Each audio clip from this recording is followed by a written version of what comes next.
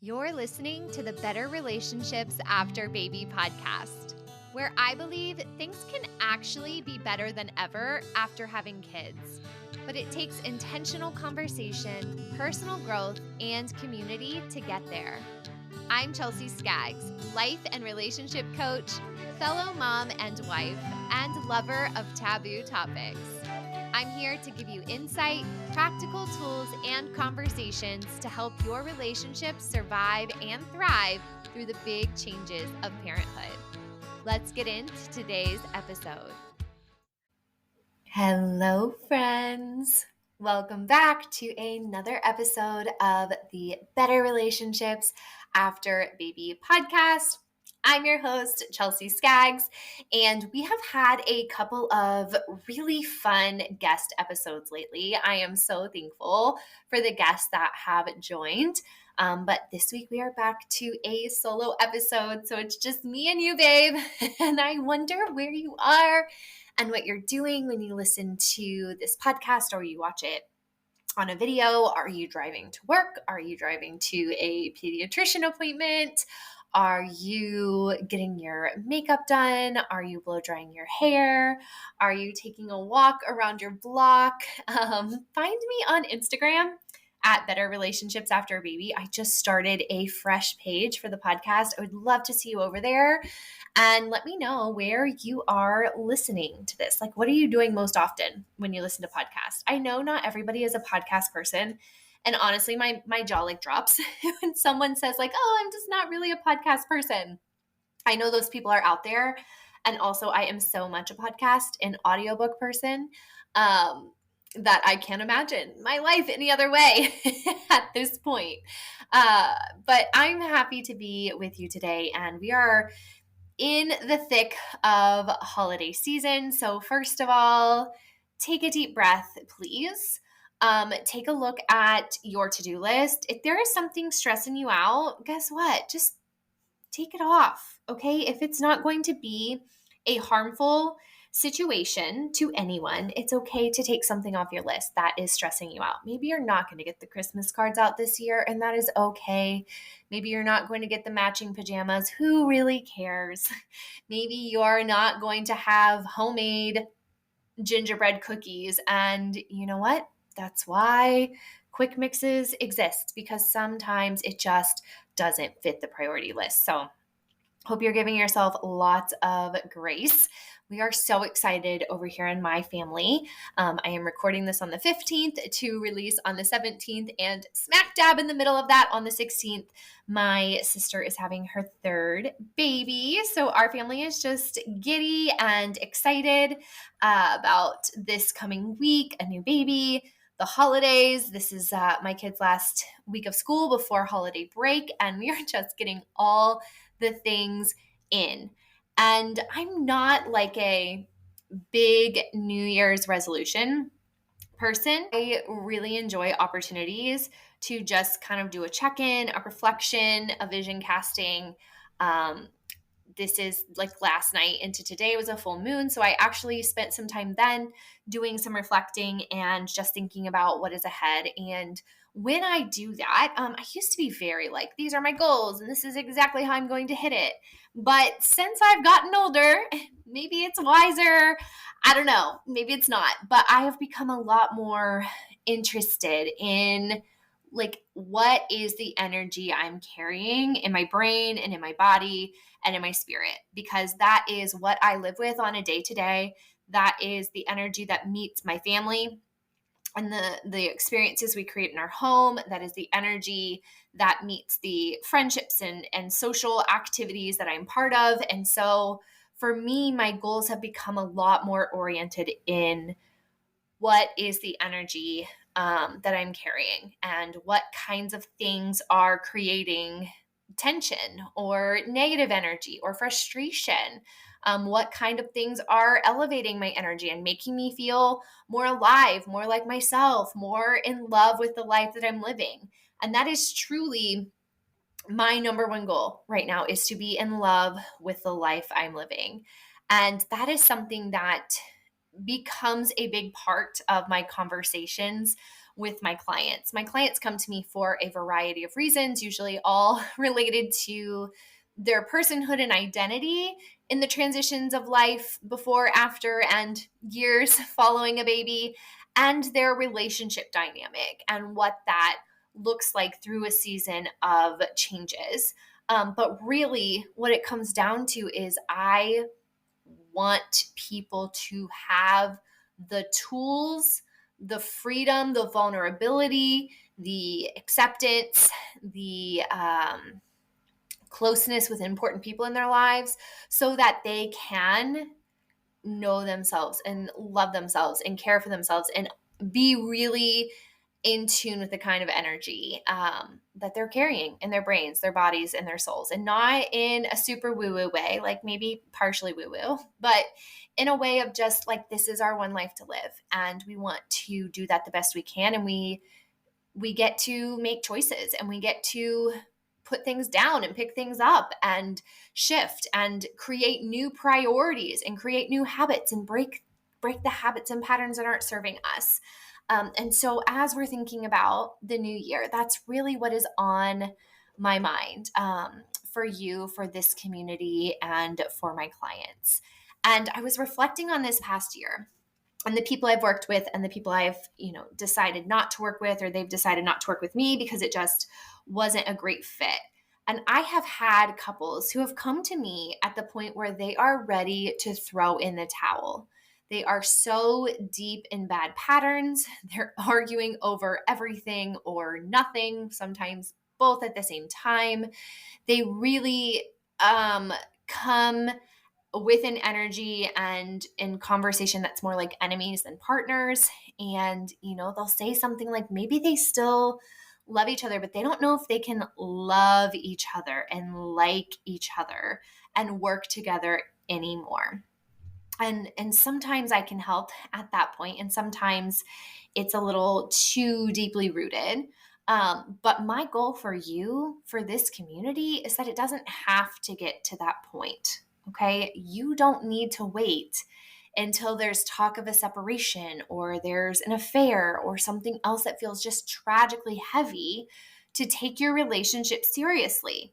That's a problem that I see. Why would we let something get so far down the road before we make a change, before we get support, before we figure out what's broken that we can fix? I mean, most of us wouldn't do that with our cars. Most of us wouldn't do that with our physical health, but I still see a lot of people doing that with their relationship health. Today, we're going to be talking about 3 red flags. These are the red flags that I see over and over in my coaching practice. They are warning signs that can often go unnoticed until they're creating some of that real damage. But today, my goal is to help you spot them early on and take action so that you can turn things around in 2025. So we're going to be talking about what these red flags are, why they're so dangerous, and how coaching can help you disrupt them and rebuild your connection before it's too late. So there are obviously more than one, or more than these 3 red flags that can be a factor in your relationship. But these are 3 that, if you're experiencing them, you're feeling them, there should be no reason why you're not giving me a call. There should be no reason why we're not finding a way to turn this ship around so that you don't keep going down a direction you don't want to go. This first one is the emotional disconnect. And you'll know that this is you if you feel like you're living under the same roof, but emotionally you are miles apart from one another. If your conversations are all about logistics and who's picking up the kids or what's for dinner or which bills need to be paid, this might be you if physical affection is rare. And when it does happen, it feels so forced or empty. So take, for example, a couple that I talked with named Sarah and John. Now, my names are always changed in here because I want to protect people's privacy. But Sarah came to me telling me how she and John were hardly talking anymore. When they did, it was just about the kids or the house. She said, I don't even know what he's feeling or thinking these days. And John said, I know that she's frustrated with me, but I don't know how to fix it. I'm just so tired all the time.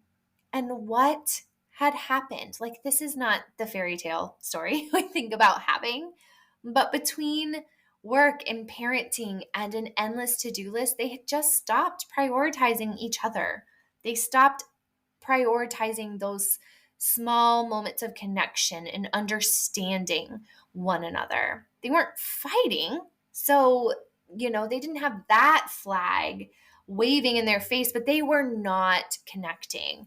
And that emotional distance had both of them feeling lonely, which in a marriage or a long-term committed relationship, that loneliness can be a really dangerous thing. Okay. That loneliness can lead to resentment, avoidance, or even, God forbid, we all act like this couldn't happen to us. But some good people who love their partners, end up seeking connection outside the relationship. And it usually starts with this disconnect, this loneliness. Without emotional intimacy, your relationship becomes very vulnerable to the cracks. The cracks that when you are connected and you're on the same team, you can kind of you can soothe over those. You can fill in those cracks. You can see them and avoid them. But without that emotional intimacy, it can be really hard to do that. When I was working with Sarah and John, here's what we did. We talked about rebuilding emotional intimacy step by step. So started with the small steps with them, and I helped them figure out what would fill both of their buckets but not be too much of a take from right away. I helped them figure out what felt safe and what felt unsafe. I helped them to have accountability on doing that. And over time, those small moments built. They created safety, they created connection. And through our time together, coaching also helped them identify those stressors, like overcommitment on Sarah's behalf specifically, that were pulling their attention away from each other. So we worked hard on setting boundaries that protected their relationship. The second red flag that you want to be paying attention to, and give me a call to work together in 2025 if you are experiencing this, is the resentment piling up inside of you. Like, you can feel the resentment like a pit in your stomach. And this is usually from the unequal responsibility. So what this looks like is one partner feeling like they're carrying the mental and physical load of running the household and feeling alone in that, feeling discouraged by that, feeling stuck in that, and feeling resentful. That might be leading to arguments about fairness. So words like, you never help with this, or why am I the only one who remembers that? And the burnout partner feels underappreciated while the other feels criticized and defensive. And then we have an ugly cycle of underappreciated, criticized, and defensive. Underappreciated, criticized, and defensive. This happened with more than one of my clients, but I'm going to talk a little bit about Emily and Rob. And Emily, on our first call, was in tears, talking about, she said, I feel like I'm doing everything. I'm managing the kids' schedules. I'm taking care of the groceries. I'm taking care of the house. He comes home from work and sits on his phone, and I am exhausted. I don't even want to look at him because he is making me so upset. And when this came out, Rob was stunned. It's always interesting when someone feels so strongly about something and their partner is surprised when it came out, whether that is because, partner hasn't listened, or the upset partner hasn't been clear in their communication or kind in their communication. But he said, I thought we were in this good place. I was working extra hours. I didn't realize how much she was taking on. I didn't even know how many things were going on behind the scenes. So what was happening here?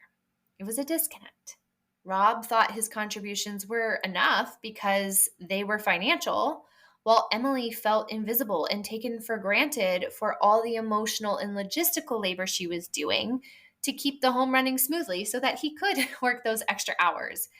They were both working extra hard in ways that the other didn't recognize, and there was so much resentment.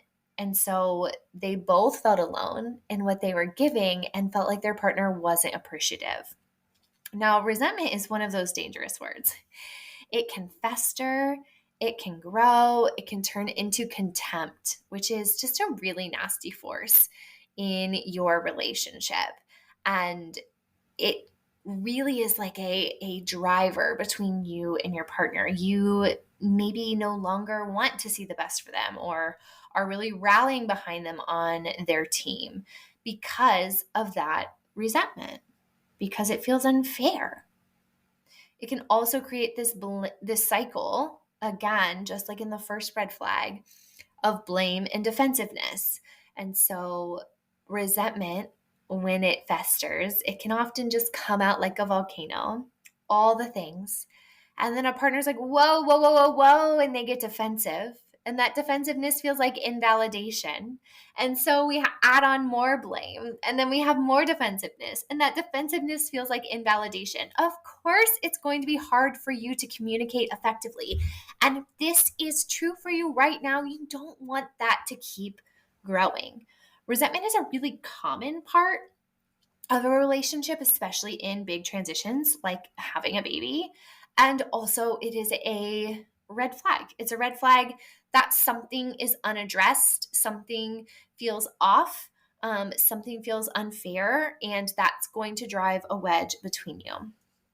I was happy to dig into this with Emily and Rob.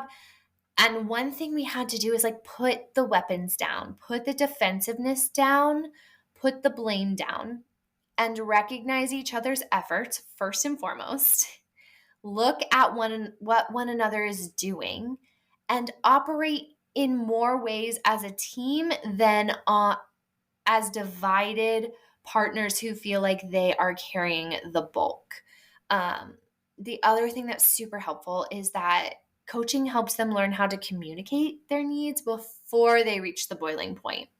So proactive communication. If you listen to this podcast, you've heard me talk about that. But we really focused hard on how to have more proactive communication, how to set the priorities, how to see what one another is doing. And sometimes it just is more than the two of you can handle. And some things have to go, and some things aren't priorities, or we have to draw some boundaries. And that is something that we did as well. And then this third red flag is neglecting quality time and intimacy together. This might be you if your sex life is absolutely dead. This might be you if date nights, even date nights in where you are just really intentionally spending time together, are non-existent, or they feel more like an obligation than they feel like fun. Maybe you are scrolling your phone, checking emails, watching TV, and not having that time to really share together. If you cannot remember the last time you had a meaningful conversation or shared a laugh, we need to add some spark back into that relationship. We need to remember why you chose to do life together instead of doing life on your own, and we need to dig into that. So this was true for Carlos and Jess, and they are a couple who have been parents longer than most of my clients. They've been together for 10 years, and they have two kids, one younger, one who is 4, and one who is 8. And they were sharing about what they wanted their family time to look like versus what it does look like, what they wanted their connection and their date nights to look like versus what it does look like. And they said, you know what? Our evenings are basically her on the couch with her phone and me in my chair with the TV. We used to have fun together, but now it feels like we're just passing the time. And go back and think about yourself. When you fell in love with this partner, can you imagine saying, man, I hope in 10 years we just sit around and pass the time together? No, like you wanted to engage life, to have adventures, to have that partnership, to share experiences with. And they said that when they started to go out, it felt awkward.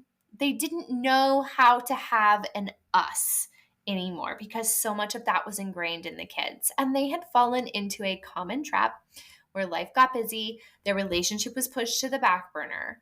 But when they stopped investing in time together, it just got harder and harder and harder to connect.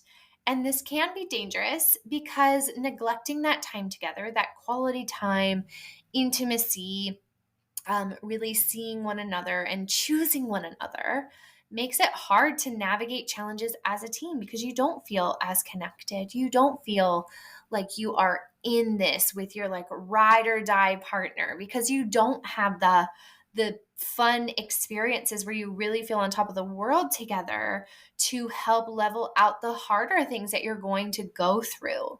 And it can also lead to boredom and dissatisfaction, which might come out in so many different ways. For some people, that comes out as like just feeling irritable all the time, like their partner is just annoying. It might be indifference to things that are happening, and it might even become like curiosity of how to connect with someone else. And that might lead you down a road you don't want to be in. When I was working with Carlos and Jess, we really had to get clear about what quality time meant for them and start small. So they started with a very small step, putting their phones away after 8 p.m. and taking a 15-minute walk together. Now, again, they had their kids were a little bit older and they were able to just take like a calm walk around the block, and sometimes even just like around the perimeter of their backyard. I also guided them through some date night conversation starters to just help them move beyond surface level topics, to stop talking about the kids, stop talking about the next appointments, and rediscover the joy of just being together. So we have talked about 3 red flags today: the emotional disconnect, resentment, and neglecting that quality time and intimacy. And each of these has the power to really derail your relationship, but only if you ignore them. So if you've noticed any of these signs in your relationship, don't wait for things to escalate. You don't wait for your sore tooth to fall out before you address it. You don't wait until your car is on the side of the road to do something about a tire that can't hold air. Like, I hope you don't. Anyways, the best time to address these challenges is now before they become even more ingrained as habits that are hard to break. I want you to think about 2025. There's so much out of our control, so much we don't know what's going to happen. But what is in your locus of control is the energy you carry, the way that you connect with your people. And that starts, most of us, that starts with our partners. And so, probably what you need, no matter what comes up in 2025, is a relationship that is strong, connected, and aligned. You are the ride or die. You are a team together, ready for whatever's coming your way. And coaching is the avenue that can help you get there by offering a safe place to identify what's not working, develop new habits, break those cycles, and really intentionally rebuild your partnership from the ground up. That's what I love helping people do. And that is, there's a lot of things that I am not very good at. And I'm okay with that. But one thing I know I can offer the world, I can offer you, is helping you to get out of those ruts, helping you to get out of those hurtful places and hurtful patterns and find ways to really enjoy your relationship again and be the team that you want to be. So if this episode resonated with you, we need to chat. It would be awesome if we did it before 2025 even starts. I do have limited availability for the first half of 2025. And I really want to make sure that the people who are ready to step up and do the work, engage hard things, get uncomfortable, the people who are willing to do that get the chance to do that so that they can enjoy and reap the benefits of breaking out of these cycles and ruts and bad patterns and be a team that you love again. So it starts with a conversation with me. I will answer your questions. I'll explain more about the flow that I take people through in coaching, and together we'll decide if you're ready, if it makes sense, And if so, I'm going to be with you the whole way. And if not, if coaching isn't the right fit for you right now, then guess what? I'm going to help you find whatever avenue it is to keep you moving in the direction you want to be. I think that 2025, again, has a lot of uncertainties, but one thing you can do is make this one of your best years yet as a couple and as a family. And I think that's what most of us want. All right, until next time, love ya. Bye. If you enjoyed this episode, I would be so grateful if you take a minute to help spread the word. As a small business owner, shares and reviews go a long way. So, share this episode with a friend, share it on your social media, and please leave a review if you haven't done so. This helps these messages get to more mamas, and you guys, that's how we change the world.